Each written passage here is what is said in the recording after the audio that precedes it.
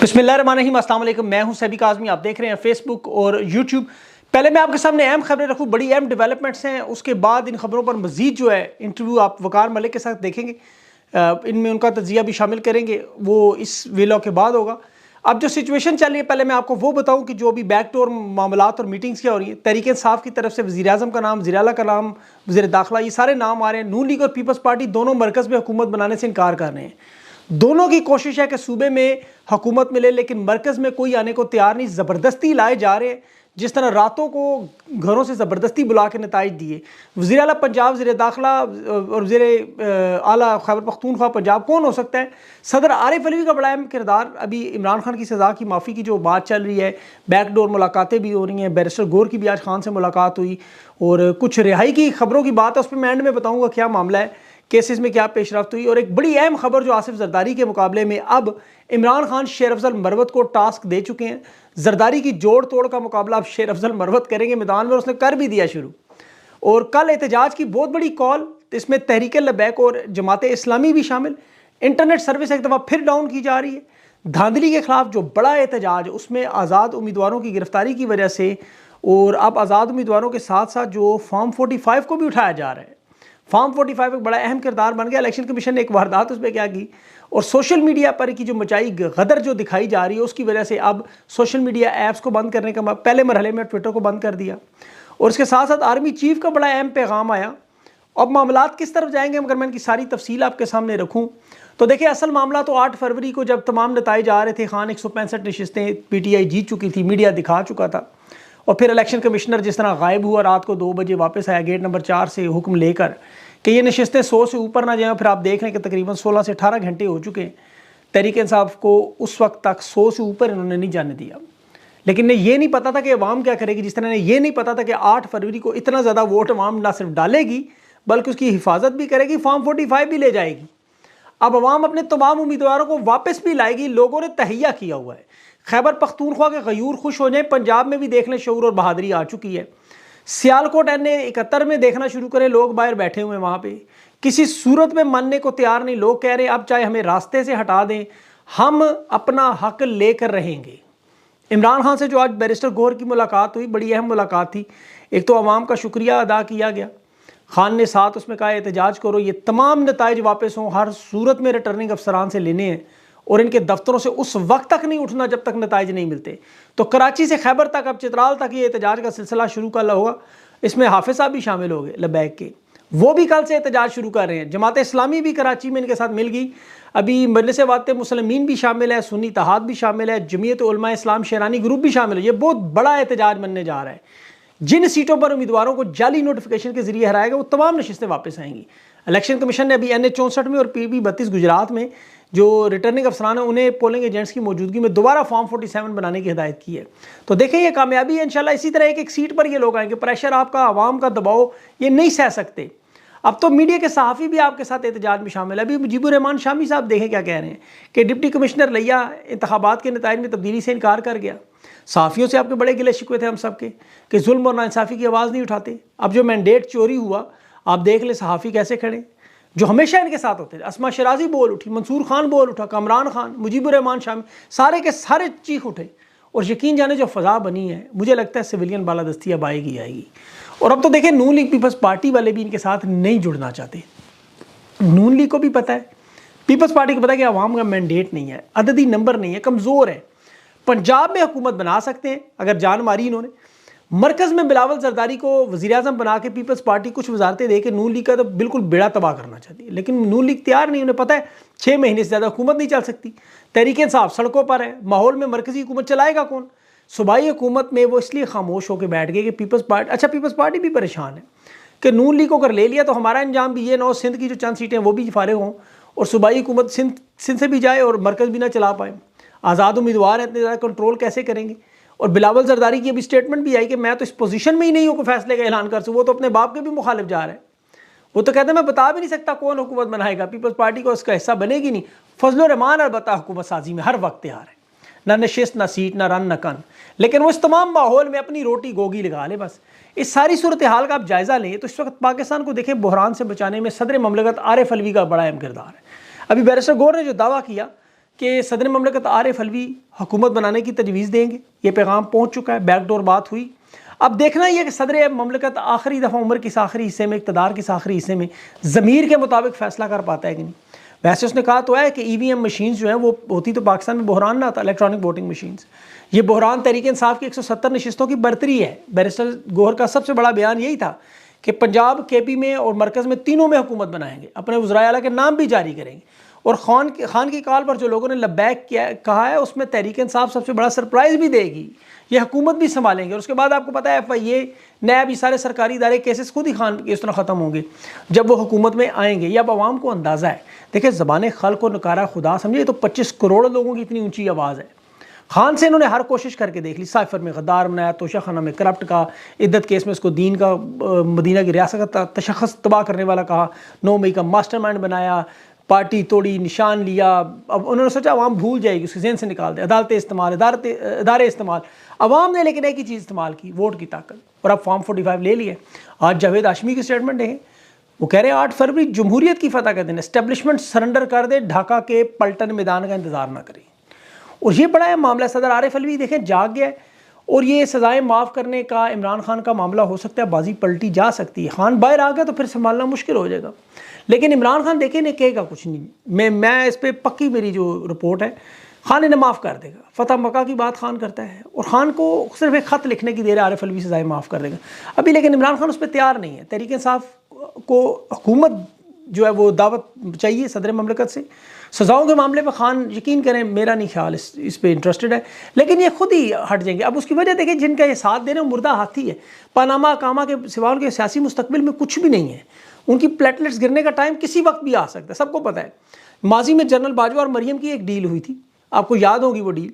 बेटी कहा था और उसके बाद फिर सारी डील हुई। अब स्टैब्लिशमेंट को नवाज शरीफ की आवाम के अंदर मकबूलियत की मिस कैलकुलेशन का फैक्टर ख़त्म हो गया। ये मिस कैलकुलेशन थी बहुत बड़ी। वो एक सियासी मुर्दा हाथी है, उसे अब ठिकाने लगाना उससे मुश्किल काम हो गया। वो समझते नवाज शरीफ इनकी बहुत बड़ी सियासी चाल है। अब फॉर्म 45 के हिसाब से उसके पास 16 सीटें भी नहीं बनती। दूसरे जरदारी का बेटा बिलावल खोटा सिक्का है, उसके साथ लोग खड़े नहीं हैं। अब एक पैर जो बाकी जो लोग हैं इनके सीनियर लोग, एक पैर कब्र में, एक केले के छिलके पे आगे खाई, पीछे PTI। तो ये माने कि सिवाय मरियम का बेटा, मरियम की बेटी, मरियम का दामाद, दामाद का भाई, भांजा, ये इनके अलावा कोई भी नहीं है इनका। और हकीकत में इंटरनेशनल मीडिया इनके ऊपर थू थू कर रहा है। अदालतों की सहूलतकारी पे देखें, क्वेश्चन उठाए जा रहे हैं। खुद नून लीग के रहनुमा कह रहे हैं कि खान के साथ, और जब ये काजी फायज़ को लाने की बात यही थी कि जब तक उमर बंदयाल नहीं जाता, खान के साथ यही मुज़ाकरात नाकाम हुए थे, तब तक हम इलेक्शन नहीं चाहते। अब इन्हें पता था 2/3 अक्सरियत के अलावा काजी की एक्सटेंशन हो नहीं सकती। इनके पास 16 नशिस्तें काजी फायज़ को देने के लिए इनके पास कुछ है ही नहीं। तो इंशाल्लाह फैसले सारे वापस होंगे। नून लीग के पास जो नवाज शरीफ की नशिस्त है वो भी नहीं होगी। आप लिख के रख ले, ये जो मनसेरा की नशिस्त का नतीजा बदला है, अभी तो डॉक्टर यास्मीन राशिद का जो लाहौर में मामला है वो लाजमी बदलेगा। सबूत इतने स्ट्रॉन्ग हैं। अभी तो देखें नवाज शरीफ साहब की इंक्वायरी हो रही है, लेकिन वो इंक्वायरी, अब नवाज शरीफ खुद एक इंक्वायरी कर रहे हैं कि ये जो लोग जिन्होंने हमसे बिरयानी खाई वोट क्यों नहीं दिया, इन्हें पकड़ो। खैर ये तो मैं मजाक कर रहा था। ये मिक्स अचार हुकूमत बनाना चाहते हैं। जरदारी तो कहता है आज़ाद उम्मीदवारों से मिलकर बना लेते हैं, बल्कि उनका वज़ीर आज़म भी कबूल कर लेते हैं। अगर ये ना माने तो फिर मजबूरन नून लीग के बजाना पड़ेगा। और बिलावल कहता है पुरानी सियासत नहीं करूँगा डैडी। वो डैडी को कह रहा है बार बार, बाबा सियासत पुरानी नहीं करते, नहीं करते हैं। अब नई सियासत क्या है, तहरीक इंसाफ हुकूमत बनाएगी, हुकूमत चला भी सकते हैं। और ख़ान की हुकूमत आपको पता है सजाएँ ख़त्म हुई तो वज़ीर आज़म अली मोहम्मद ख़ान से वज़ारत उज़्मा, जी हाँ नाम अली मोहम्मद ख़ान का ही सामने आ रहा है फ़िलहाल। वैसे अली मोहम्मद ख़ान सब के लिए काबिल कबूल भी हैं, वो इसे तस्लीम करने पर तैयार भी हो जाएंगे। और ख़ान उससे बाद में आके जब हुकूमत से वज़ारत चेंज भी हो जाती है उज़्मा, सारा मामला ठीक हो सकते हैं। पंजाब में ये कोशिश कर रहे हैं कि नवाज शरीफ आए। और अगर देखा जाए तो शुरू से इनका मनसूबा यही था। इमरान खान से जनरल बाजवा बार बार एक ही फरमाइश करता था, आप बुज़दार को हटाएं, अलीम खान को लगाएं, बाकी जो मर्जी करें, पंजाब की हुकूमत इन्हें चाहिए। असल माल उधर है सारा। ये आज़ाद उम्मीदवार तोड़ने पंजाब में किसी हद तक कामयाब भी होंगे। और जरदारी चाहता भी ये है कि हर सूरत में एक दफ़ा बिलावल को अपनी नज़रों के सामने वज़ीर आज़म बना दो, बेशक उसके बाद 6 महीने बाद हुकूमत गिरा दें और पाकिस्तान की खातिर आगे बढ़े, बहाने करें जो मर्जी। और बिलावल के लेकिन CV में एक प्राइम मिनिस्टर का नाम आ जाए, जैसे वजारत ख़ारजा का आया, अवाम 2 साल का जुल्म भूल जाएगी। लेकिन नहीं, ये पता नहीं पाकिस्तान के लोग नहीं मानते। वो शऊर की जो जिन था वो बोतल से बाहर आ चुका है। तहरीक इंसाफ खैबर पख्तूनख्वा में भी हुकूमत बना रही है और अब शेर अफजल मरवत जरदारी के मुकाबले में 6 उम्मीदवार वहाँ से ले भी आए, 2 और आज जुड़ जाएंगे। और शेर अफजल मरवत का नाम मुझे लगता है वज़ीर दाखिला के तौर पर भी आएगा ये नाम, और ये बड़ा तगड़ा बंदा, देखिए पढ़ा लिखा बंदा है, दलेर आदमी, ऐसा बंदा वज़ीर दाखिला होना चाहिए, पुलिस को कम से कम सेट करे। और ये खैबर पख्तूनख्वा में देखें इनके जो राब्ते हैं शेर अफजल मरवत के, वहाँ बड़े स्ट्रॉन्ग राब्ते हैं। और अभी जो कल से शेर अफजल मरवत PTI के सेंट्रल ऑफिस दफ्तर में भी बैठना शुरू करेगा। अवाम में जो ख़ास तौर पर रिटर्निंग अफसरान फॉर्म नहीं दे रहे, उनके साथ भी लोगों के साथ जिनको ज्यादतियाँ हुई, इनके फॉर्म छीने गए, उनके साथ मामलात होंगे। और ये इलेक्शन कमीशन में चैलेंज भी किए जा रहे हैं। अभी NA-47 शुएब शाहीन की दरख्वास्त पर रिटर्निंग अफसर से रिपोर्ट भी इलेक्शन कमीशन ने मांगी। तो मुझे लगता है कि खैबर पख्तूनख्वा में भी जो नाम अभी चल तो रहे हैं बहुत सारे, वज़ीर आला के लिए अली मीन गंडापुर का नाम भी है, असद कैसर के भाई आकिबुल्ला का नाम भी है, वो इमरान खान फाइनल करेंगे नाम सारे ज़ाहिर है। आज़ाद उम्मीदवारों को बचाने के लिए मजलिस वात मुसलमीन उनके साथ मामलात भी ठीक है, दोनों जमातें एग्री हैं, 1 सीट वो पारा चनार से जीत चुके हैं। तो तहरीक इंसाफ के जो मेम्बरान इनके साथ जुड़ गए हैं तो हुकूमत बन जाएगी इनके मरकज़ में।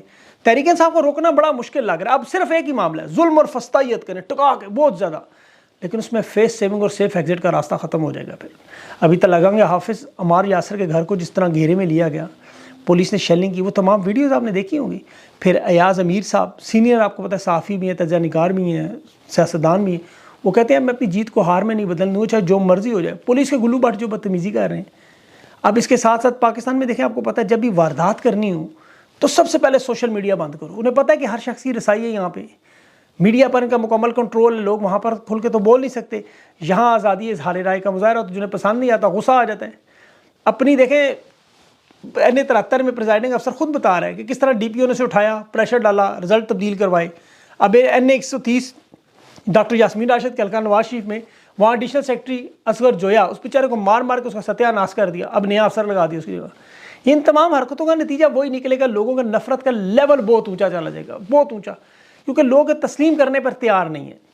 अयाज़ अमीर साहब ने तो ये भी कहा कि ड्रामा करने की क्या ज़रूरत है, आप इलेक्शन ही ना करवाते, जिस तरह आपने करवाए अब तो नहीं संभाले जाएंगे आपसे।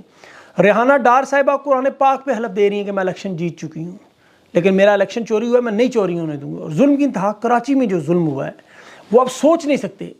MKM के एक उम्मीदवार ने 1700 वोट लिए, मुखालिफ उम्मीदवार जान शेर जुनेजो, उसके पास फॉर्म 45 भी मौजूद है, उस दूसरे का फॉर्म 47 दे के उन्होंने उम्मीदवार जितवा दिया, हालांकि सारे पोलिंग स्टेशन पे जीता हुआ। फिर रावलपिंडी, जेलम, चकवाल, इस्लामाबाद, लाहौर, सियालकोट, गुजरात 37 नशिस्तें और 16 MKM को पकड़ा दिया। अभी मुल्तान में यूसुफ रज़ा गिलानी के साथ जो जीत हुई, अब वहाँ पे बैरिस्टर तैमूर ने गिनती की दरख्वास्त की। ये NA-148 है और याद रखें यहाँ सिर्फ 293 वोटों का फ़र्क है, 12,693 वोट इन्होंने मुस्तरद किया है। अब बैरिस्टर तैमूर आपको पता है पढ़ा लिखा बंदा है, वो सीट जाने नहीं देगा कभी भी। और रिटर्निंग अफसरान को ये गायब कर रहे हैं, उनके फ़ोन उठा रहे हैं, बल्कि वो घरों में भी नहीं है। अब ईमान ताहिर का हल्का है अटक में, वहाँ उनकी 50,000 की लीड है, वहाँ RO जो है वो नून लीग का बंदा जितवा के गायब हो गया, अवाम उसके दफ्तर के बाहर बैठी हुई है। और बदमाशी देखें सबसे बड़ी कि इलेक्शन कमीशन ने वेबसाइट पे पहले फॉर्म 45 सारे अपलोड किए थे, अब वो सारे वो डिलीट कर रहे हैं एक एक करके। अब लोगों ने लेकिन पहले से डाउनलोड कर लिए। इतना बुरा इलेक्शन कि नून लीग के लोग खुद कह रहे हैं कि मुशर्रफ और ज़िया के दौर से भी बदतर इस इलेक्शन में उनके सहाफ़ी तहरीक इंसाफ के वोटर्स को सलाम पेश कर रहे हैं कि हम इनके तमाम तज्ज़िये गलत हो गए। और क्रेडिट दें हम जैसे भाइयों को, अल्लाह की मेहरबानी से बहरहाल कि जो बातें आपको बताते रहे अल्हम्दुलिल्लाह सब सारे ख़ासतौर पर KP के मेरी प्रेडिक्शन सारी ठीक हुई। और ये सिर्फ और सिर्फ अवाम का मजाज समझने की देर, बाकी मामला मुश्किल नहीं है। अभी बैरिस्टर गौर और तहरीक इंसाफ की क़यादत इन तमाम उम्मीदवारों के पास भी जाएगी जिनकी सीटें चोरी हैं, और कल से एहतजाज बाकायदा शुरू हो रहा है। अल्लाह का नाम लेकर निकलें। जमात इस्लामी हाफिज़ नईमुर रहमान का बयान भी है, उसने कहा हम PTI का मुकदमा भी लड़ेंगे, इनके पुरअमन जो साथ मजम्मत करेंगे, जो इनका होगा एहतजाज उसमें भी शामिल होंगे, किसी सूरत अकेला नहीं छोड़ेंगे। अच्छा, कुछ लोग इमरान खान की रिहाई की बात भी कर रहे थे आज रात 12 बजे, लेकिन ये दुरुस्त नहीं है कि आज भी देखें अलकादर ट्रस्ट का जो केस था, तो नैब की टीम तो सुबह पहुंच गई थी 9 बजे, और 15 तारीख जेल के अमले ने खुद ही अदालत के अमले ने डाल दी। और पहले डिले करते रहे, आप जल्दी करते रहे। बुशरा बीबी को भी बनी गाला में रखा हुआ पेश नहीं किया, जज भी नहीं आया, और अमले ने समात भी मुलतवी कर दी। बेचारे वकील बाहर 3-4 घंटे खड़े रहे। खान पे तो खैर फ़र्क नहीं पड़ता, वो तो एक्सरसाइज करके फ्रेश आके दोबारा इनको वो रगड़ा लगा के सुन के सारी खबरें आराम से अपने चले जाते। लेकिन इन लोगों के हालात टाइट हो जाते हैं, वो तो 16 महीने से बर्दाश्त कर रहे हैं। और अभी आर्मी चीफ का जो बयान आया वो बड़ा अहम है। उन्होंने कहा हमें गौर करना चाहिए हम कहाँ खड़े हैं। ये बड़ा अहम सवाल है, बहुत अहम सवाल साहब, हम कहाँ खड़े हैं इस वक्त।